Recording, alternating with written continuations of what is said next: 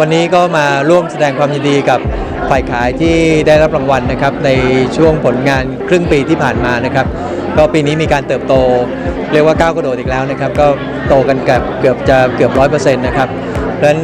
จากนี้ไปกลุ่มฟิลิปประกันชีวิตเนี่ยก็จะเริ่มบุกเข้าไปในสู่เรื่องของการวางแผนทางการเงินมากขึ้นนะครับ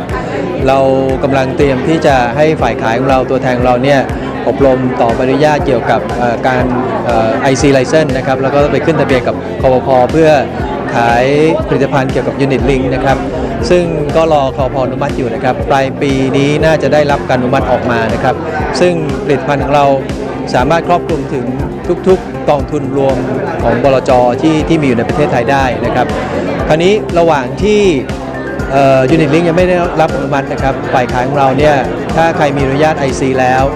สามารถขึ้นทะเบียนกับบริษัทแล้วก็ขายเฉพาะกองทุนรวมได้นะครับซึ่งกองทุนรวมนี้เนี่ย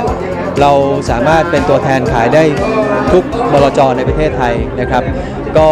เป็นการร่วมมือกันระหว่างฟิลิปประกันชีวิตแล้วก็บริษัทหลักทรัพย์ฟิลิปนะครับ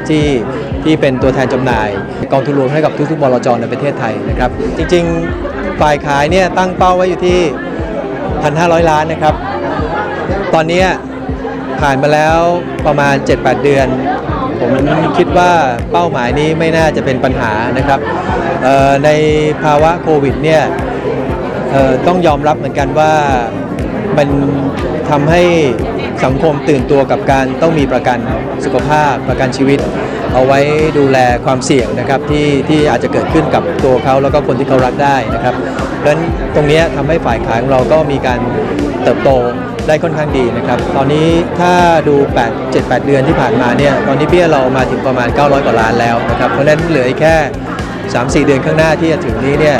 อีก 400-500 ล้านก็เป็นเป้าที่เราค่อนข้างเชื่อว่าฝ่ายขายเราจะสามารถพิชิตได้นะครับแล้วก็ทำให้อุตสาหกรรมเห็นเหมือนกันว่าจริงแล้ววิกฤตสามารถใช้เป็นโอกาสได้เหมือนกันในการถ้าเราสามารถปรับตัวได้ดีแล้วก็ใช้วิกฤตให้เป็นโอกาสนะครับในสิ่งที่เราเผชิญอยู่ทุกวันนี้ครับสวัสดีครับวันนี้นะครับเราก็มาจัดงานเรียกว่างานที่เรียกว่าวันที่9 เดือน 9นะครับเป็นวันดีซึ่งเป็นวันมงคลนะครับเราจะรู้ว่าแนวโน้มเราเนี่ยจะก้าวหน้าไปเรื่อยๆนะครับเพราะในช่วงที่เราตั้งแต่ต้นปีมาเนี่ยนะครับในช่วงของวิกฤตการโควิดนะครับเราไม่สามารถจะจัดงานมอบรางวัลใหญ่ๆได้เลยนะครับครั้งนี้ก็เป็นครั้งแรกหลังจากที่เราได้เปิดตัวออกมานะครับเราก็เลยมาจัดงานเป็นที่เรียกว่างานฟิลิปอวอร์ดเดย์ 2020 นะครับก็เป็นการรวบรวมการพิธีมอบรางวัลนะครับเป็นไตรมาส 4 ปีที่แล้วนะครับแล้วก็เป็นเรื่องของการมอบรางวัลครึ่งปีของปีนี้นะครับซึ่งทุกวันนี้นะครับเราก็จะมีการที่ว่ามาแบ่งปันความสำเร็จซึ่งกันและกันนะครับเพราะเนื่องจากว่าที่ผ่านมาเนี่ยฟิลิปของเราเนี่ยในช่วงที่โควิดเข้ามาเดินหน้าสู่ประเทศไทยเนี่ยนะครับแล้วก็มีการปิดกั้นเนี่ยแต่ธุรกิจของเราไม่ได้ปิดกั้นธุรกิจเรามีการเติบโตไปเรื่อยๆเพราะเนื่องจากว่าลูกค้านะครับก็ให้ความสนใจและใส่ใจเรื่องการทำประกันชีวิตเนี่ยและประกันสุขภาพเนี่ยมากขึ้นเรื่อยๆโดยเฉพาะประกันเด็กเล็กเนี่ยนะครับของฟิลิปเราเนี่ยนับว่าตอนนี้เราสร้างชื่อเสียงให้กับตลาดประกันสุขภาพเมืองไทยเราทีเดียวนะครับเพราะว่าเราเป็นบริษัทแรกๆนะครับที่รับประกันเด็กตั้งแต่0 ขวบขึ้นมาเลยตอนนี้เราก็เน้นเรื่องของผลิตภัณฑ์สุขภาพนะครับในช่วงนี้ก่อนนะครับหลังจากที่เราได้ฐานตลาดลูกค้าออกมาเป็นลูกค้าเด็กแล้วนะครับลูกค้าของ Family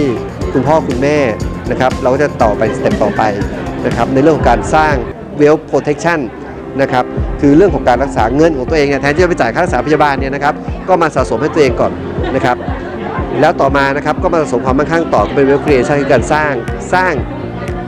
สินทรัพย์ให้มากขึ้นนะครับกลุ่มนี้แหละก็เป็นกลุ่มที่เรียกว่าเรามี